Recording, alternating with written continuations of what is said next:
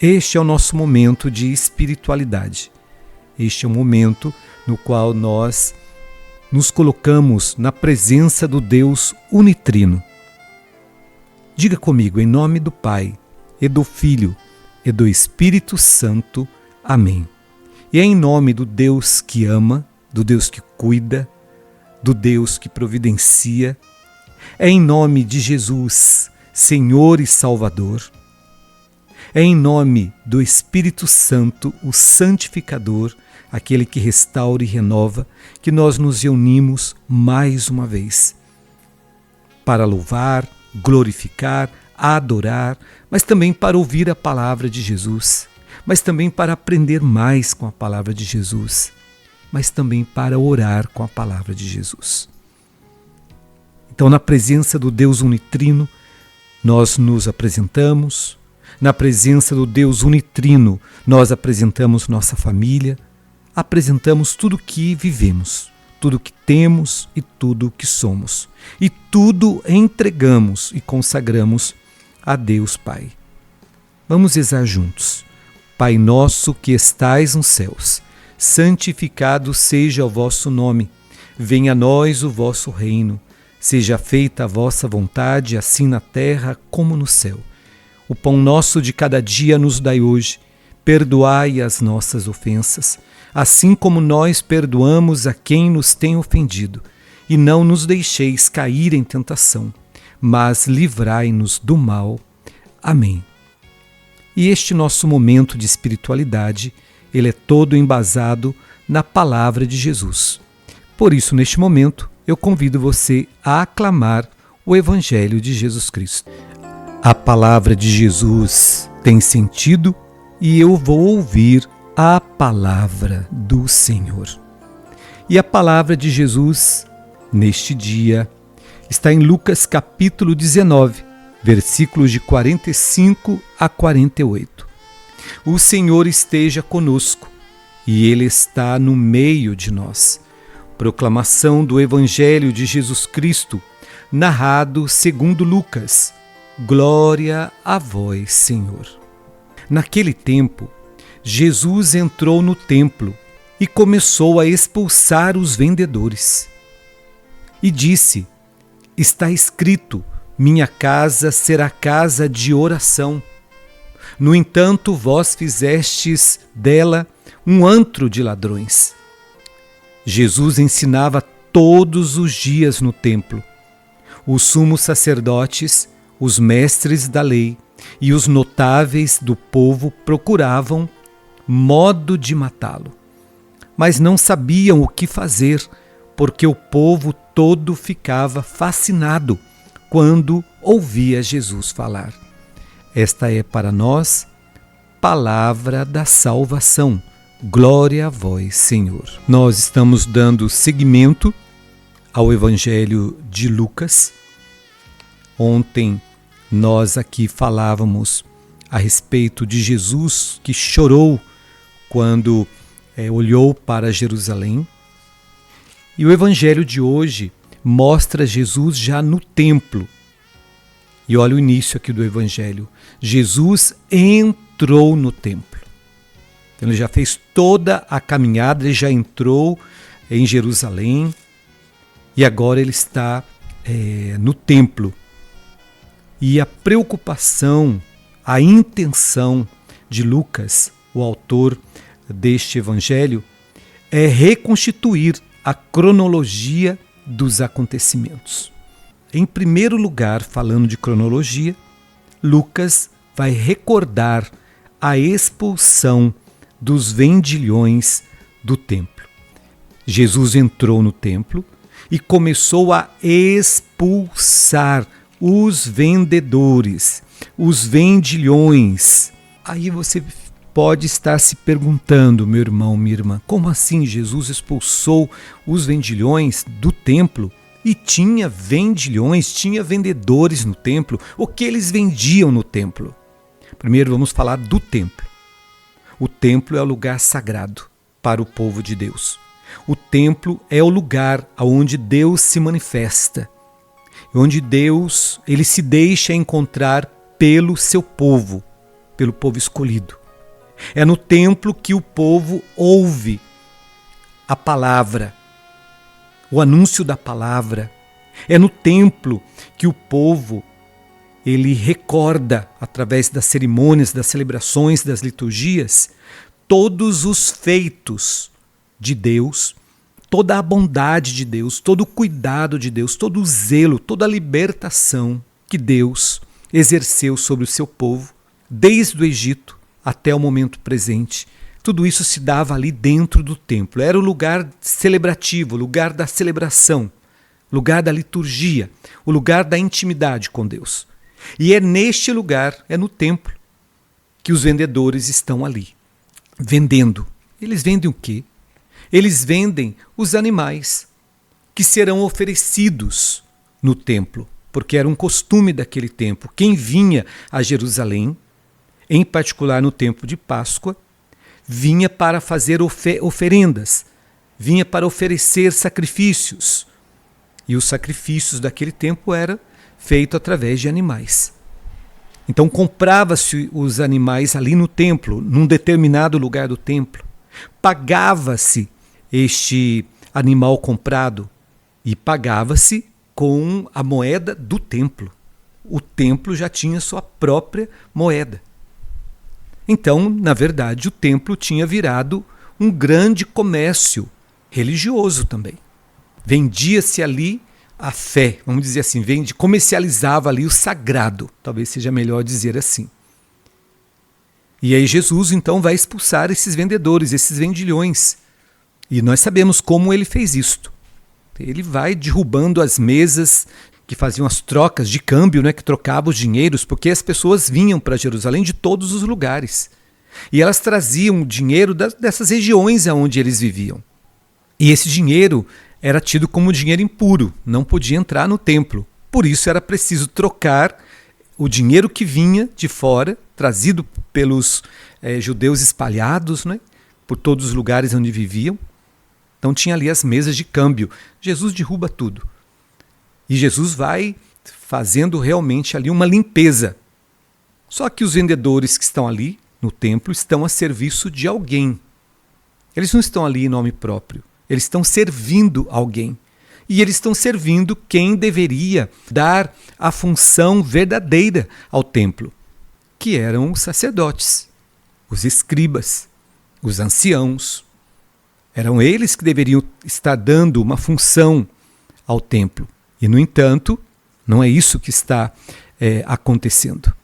Jesus, quando vê a utilização do templo da forma inadequada, ele vai realmente ficar bravo e ele vai expulsar esses vendilhões do templo e vai dizer, está escrito, minha casa será casa de oração. Ele está dizendo, este é o destino do templo. Que o templo seja a casa de oração, a casa do encontro entre o povo e Deus, entre Deus e o povo. E Jesus vai continuar dizendo, no entanto, esta casa de Deus, esta casa do encontro, esta casa da comunhão do povo com Deus, de Deus com o Filho, vocês fizeram desta casa um antro de ladrões. Um antro de ladrões. Vocês estão aqui neste lugar roubando a fé do povo. Vocês estão aqui roubando a espiritualidade do povo. É isso que Jesus está dizendo aqui. E continua o Evangelho dizendo no versículo 47 do capítulo 19: Jesus ensinava todos os dias no templo. Aqui, se nós quisermos fazer uma comparação, nós vamos ver que lá em Marcos 11, de 12 a 20, apresenta Jesus no templo por 3 dias, quando ele já está em Jerusalém para ser condenado, morto, crucificado. Já Mateus apresenta Jesus por 2 vezes no templo. E aqui no Evangelho de Lucas, Lucas está dizendo, Jesus ensinava todos os dias no templo. Nesta semana que ele passa em Jerusalém, ele ensinou no templo todos os dias. Lucas está nos mostrando como o ministério de Jesus, ele é longo nesse tempo que ele está aí em Jerusalém, prestes a ser traído, condenado, crucificado, morto e também ressuscitado no terceiro dia. Então Jesus está ali no templo e ensina no templo todos os dias. O que ele está ensinando no templo? Ele ensina o reino. Ele ensina o amor. Ele ensina a intimidade com o Pai. Ele ensina o abandono. Ele está ali como Filho de Deus, ensinando. E ensinando as coisas do alto, falando das coisas do alto, mostrando o rosto amoroso do Pai para o povo que está ali no templo. E veja, como é tempo de Páscoa, a quantidade de pessoas em Jerusalém era enorme, quintuplicava, não é? Era muita gente vindo de todos os lugares, era tempo de peregrinação. E olha o que diz aqui o Evangelho. Olha essas pessoas, viu? Os sumos sacerdotes. Quem eram os sumos sacerdotes? Os responsáveis pela liturgia, os responsáveis pela evangelização, pela oração, pelo templo. Os sacerdotes, os sumos sacerdotes, os mestres da lei. Quem eram os mestres da lei? Os escribas, os estudiosos da palavra de Deus daquele tempo, das leis daquele tempo. E os notáveis do povo. Quem eram os notáveis do povo? Os anciãos. Essas são as personagens, os sumos sacerdotes, os mestres da lei e os notáveis do povo. Estes todos procuravam formas, maneiras para matar Jesus. Nós estamos falando daqueles que tinham autoridade religiosa, daqueles que conheciam as leis, daqueles que eram respeitados como anciãos naquele tempo, homens notáveis. Eles procuravam formas, modo de matar Jesus. Versículo 48. Mas não sabiam o que fazer, não sabiam como matar Jesus, não sabiam que armadilha poderiam realmente projetar para matar Jesus. Até porque o povo que estava ali, uma multidão veio acompanhando Jesus, muitos já ouviam falar de Jesus, então eles sabiam também do risco que era matar Jesus. Então eles não sabiam o que fazer, porque o povo todo ficava fascinado, olha que coisa mais linda, porque o povo todo ficava fascinado quando ouvia Jesus falar. Ele falava com autoridade, ele falava do Pai porque ele tinha visto o Pai, ele viu o Pai, ele sabe quem é o Pai Criador, ele sabe quem é Javé, ele sabe quais são os planos do Pai, ele conhece todas as profecias e todas as promessas. Ele tem autoridade sobre todas as circunstâncias. Então, quando Jesus fala, quando Jesus explica a palavra, o povo ficava fascinado, porque a fala de Jesus tinha autoridade, poder e penetrava, e tocava, e transformava. É este o contexto do Evangelho. Jesus está aí no templo. E ele, de forma forte, corajosa, vai dizer que a casa do Senhor, que é o templo, é o lugar de encontro com Deus, de encontro com Ele, de encontro com os irmãos. Não é casa de comércio. Não é para fazer das coisas de Deus comércio. E hoje a gente tem visto quantos comércios feitos, usando a palavra de Deus. Então, meu irmão, minha irmã, este evangelho de hoje também é uma chamada de atenção para nós. Muitas vezes, com certeza, por muitas vezes, nós reduzimos a presença de Deus, a presença do próprio Jesus, em uma questão puramente material. Ou seja, nós achamos que é possível conquistar o perdão, a misericórdia, o próprio reino de Deus, a vida eterna, materialmente, comprando o espiritual, comprando o sagrado. E nós sabemos que o nosso encontro com Jesus não pode e nem deve e nunca será reduzindo a nossa relação com Jesus, a nossa relação com Deus comercialmente, de forma alguma. Então, o meu encontro com Deus, o seu encontro com Deus, ele deve acontecer de forma que você se sinta filho de Deus. E você tenha a certeza que você está se encontrando com o Pai. Esta relação que Jesus está propondo, que o nosso encontro com o Pai seja um encontro do Filho com o Pai, do Filho com Deus, de Deus com os seus filhos. Ou seja, é uma relação construída no amor, no perdão, na misericórdia. E tudo isto deveria acontecer dentro daquele espaço sagrado que é o templo. Vamos lembrar que os judeus tinham o hábito, o costume, de uma vez por ano vir ali a Jerusalém para celebrar a Páscoa, para oferecer ali seus sacrifícios. E oferecendo os sacrifícios, o que estava por detrás era a ideia do perdão, da reconciliação com Deus. Então eles vinham para este encontro de amor com Deus. Eles vinham para agradecer todas as graças, todos os favores. E Jesus está enfatizando isso quando ele chama a atenção que a casa do meu Pai é casa de oração, não é casa de comércio. Se nós quisermos trazer este evangelho para os dias de hoje, nós podemos falar que as igrejas, os templos dos dias de hoje também precisam ser purificados das formas mentirosas, das falsas piedades, da religiosidade e da venda do sagrado. Quantas pessoas pela fé acabam pagando por um milagre? Quantos mercadores existem hoje? Quantos vendilhões existem hoje e que instrumentalizam a igreja de Jesus? Mas nós temos que fazer como Jesus fez. Precisamos dizer como Jesus disse: a casa do meu Pai é casa de oração, não é um covil, um antro de ladrões. E lembrar, qual é a grande riqueza da igreja? Não são os bens materiais, mas a grande riqueza da igreja, a grande riqueza de um templo é justamente anunciar a palavra de Deus. A palavra de Deus que traz vida.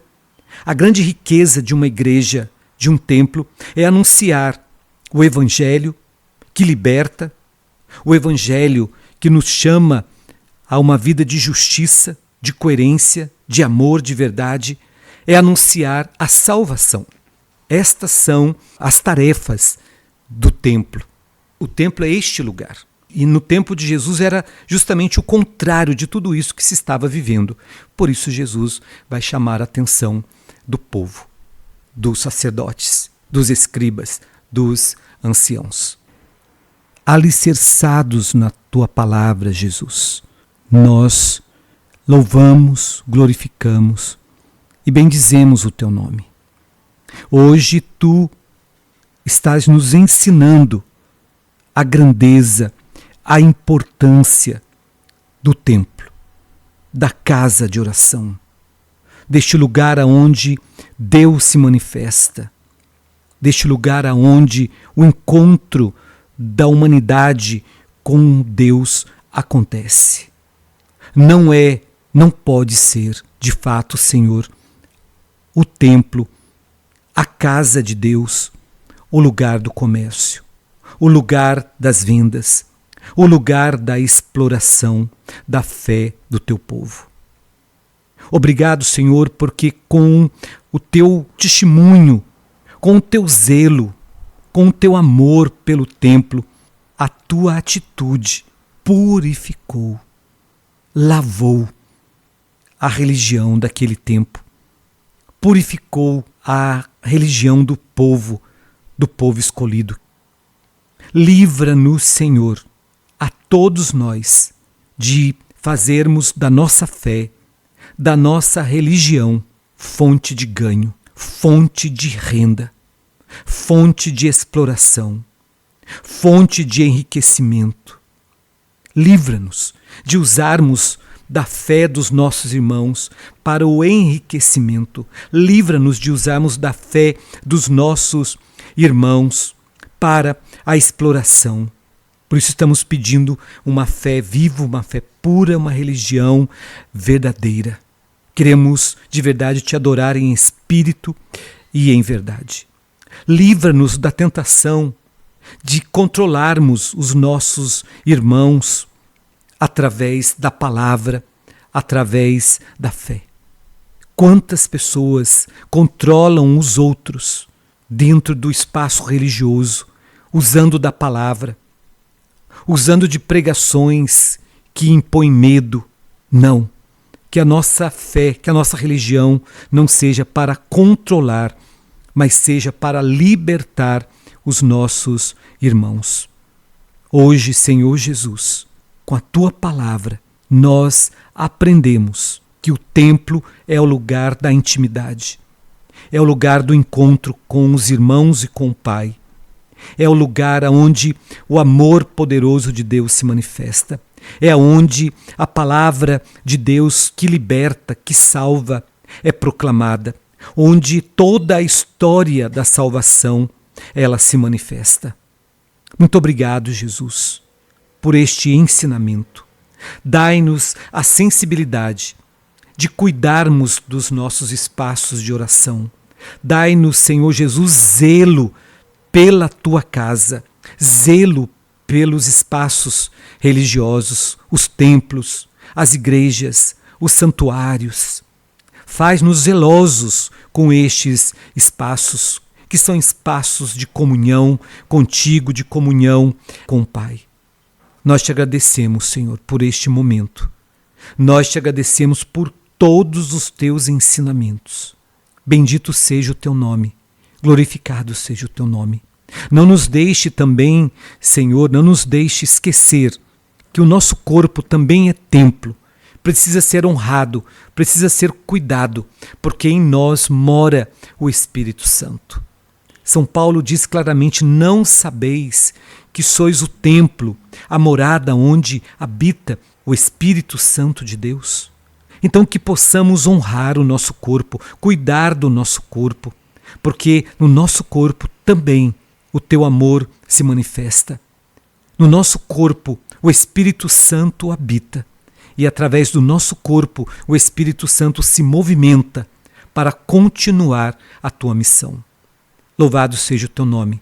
Obrigado por mais este momento de intimidade contigo. Obrigado por mais este momento de oração. Amém. Meu irmão, minha irmã, amanhã vamos estar de volta novamente neste mesmo horário, se Deus quiser, e Ele há de querer. Então, até amanhã.